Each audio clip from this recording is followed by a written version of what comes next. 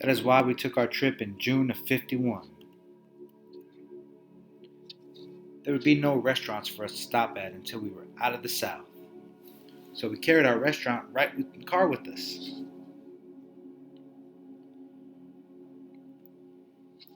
Stopping for gas and bathroom breaks took careful planning. Uncle Otis had made this trip before, and he knew which places along the way offered colored bathrooms and which were safer to just pass on by.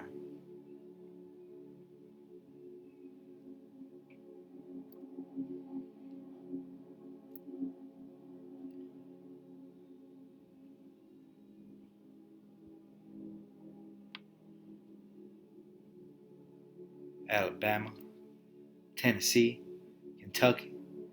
These were the states we had to be careful in as we made our way north. Black drivers we passed going the other direction from north to south, facing added danger, their license plates making them visible threats, targets.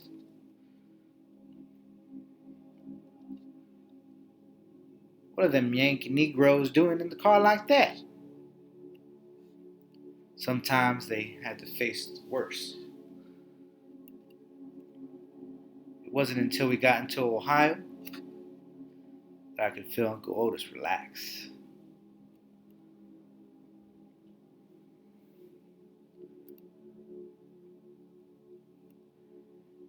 And so I relaxed too.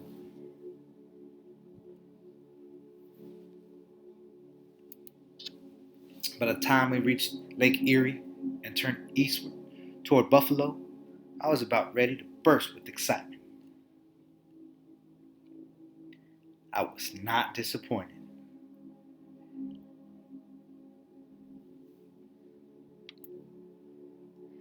Arriving in Buffalo after 17 hours of travel was an otherworldly experience. It was so busy, almost frantic.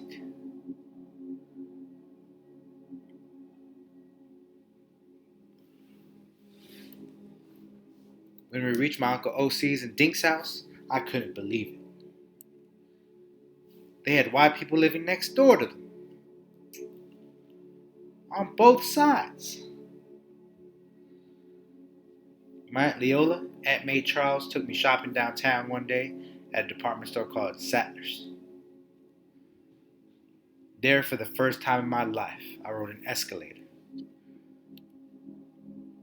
I had never heard anything like it. Found my way to the candy counter. It was like magic. Try to make that bag of Neapolitan candy last forever. Another time we went to the outdoor market and I watched my Aunt Leola shop for some chicken. City people didn't raise their own chickens. They did what my aunt did. I want that one. That amazed me. It was so different from back home. I was even bothered by the fate of these chickens. Maybe the fact that I didn't know them had something to do with it. I don't know. I do know that I had no problem cleaning my plate that evening. By late August, when it was time to return to Alabama, I was more than ready.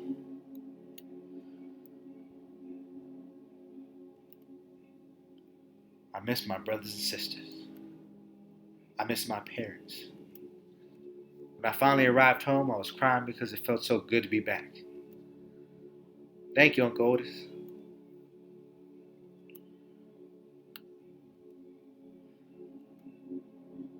After that trip home, never felt the same, and neither did I.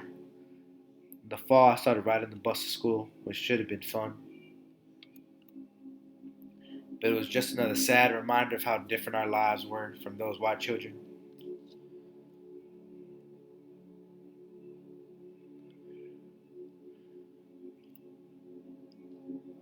The county didn't bother paving roads until colored communities unless it was necessary for the white traffic to pass through. Our bus itself was like an old hand-me-down, just like our school books. I realized how old it was when we finally climbed onto the paved highway, the main road running east from Troy, and past the white children's buses.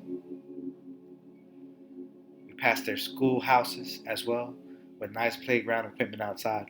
Nothing like a cluster of small cinder block buildings with dirt filled out back for recess.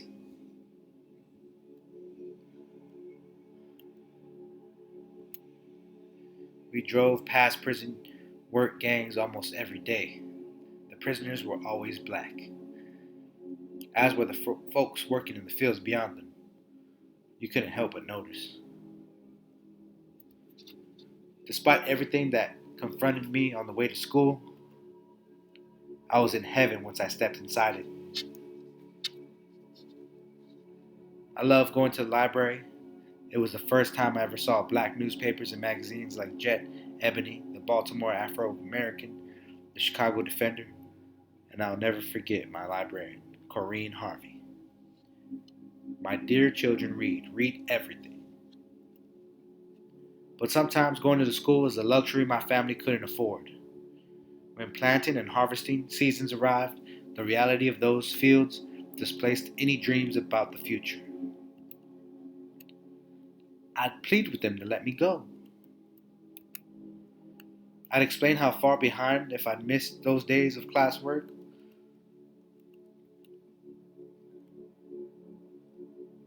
We need you here, Bob.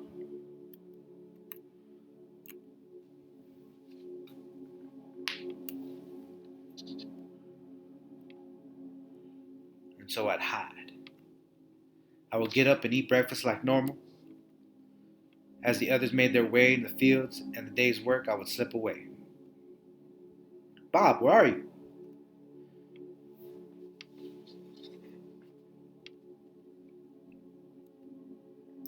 Then, when I could hear the approaching bus, I'd dash out, climb on, and be off.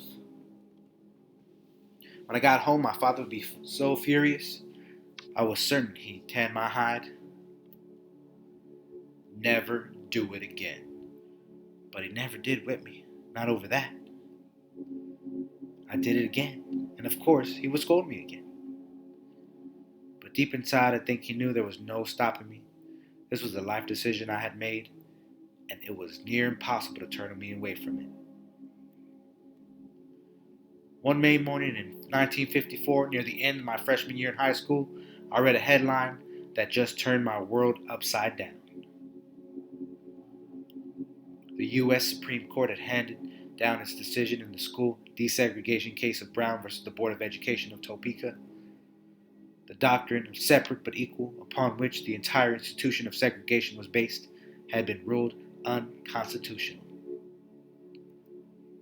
I was so excited. Surely everything was going to change. I thought that come fall I'd be riding the state-of-the-art bus with a state-of-the-art school, an integrated school. Not everybody was so excited. Don't get into trouble. Don't get in the way.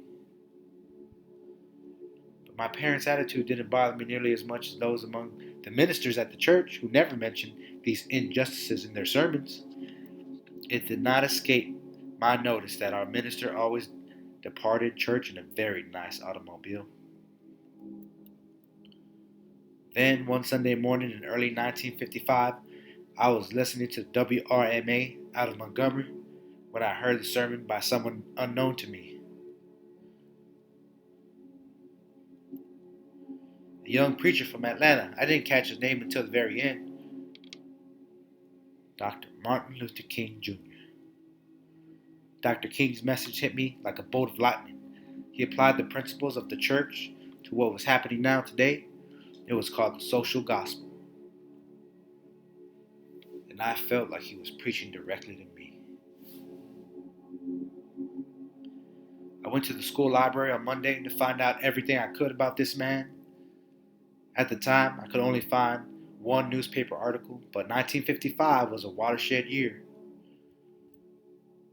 In May, a second Supreme Court ruling, Brown versus Board, prompted segregationist elected officials like Senators James Eastland of Mississippi and Strom Thurmond of South Carolina to swear to death their continued defiance of the court. Lines had been drawn, blood was beginning to spill. That August, an incident occurred which no one could ignore. In Money, Mississippi, the body of 14-year-old Emmett Till, who was down from Chicago visiting relatives, was pulled from the bottom of Tallahatchie River.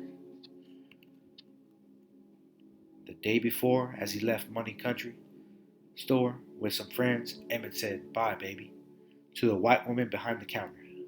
The next day, he was dead. A black farmer named Moses Wright witnessed two white men dragging Emmett Till from the relative's home and had the courage to testify against them in court. The all-white jury found those two white defendants not guilty. A few months later, they confessed to the murder in Look magazine, but there was nothing to be done. They had already been tried. Then on December 1955, Rosa Parks refused to move to the back of the bus. "If you don't move, I'll be forced to call the police and they will arrest you." You may just do that. My family didn't know Rosa Parks, but they knew plenty of women like her. More than a few wives and mothers from Pike County did domestic work in Montgomery. She was arrested. Montgomery was just 50 miles down the road from us. Our minister lived there. Most of the teachers were from there. So Dr. King, as president of Montgomery Improvement Association, led the boycott of the buses. We felt like we were part of it too. I listened firsthand to the accounts of what was happening. May, they're empty. Every day they be full. But there's hardly a soul riding those buses now. I followed it almost every day, and either in the papers or on the radio. 50,000 Negroes approaching, believed to be participating at this time. The boycott went on for more than a year. Dr. King's example showed me that it was possible to do more as a minister than what I had witnessed in my own church. I was so inspired.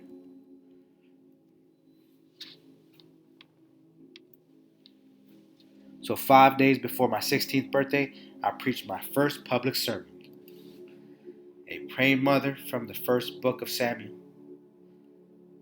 I was nervous. But once I warmed up, the congregation warmed up too.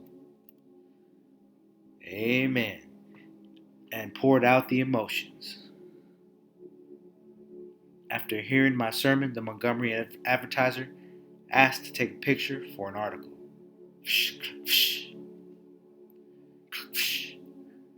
That was the first time I ever saw my name in print.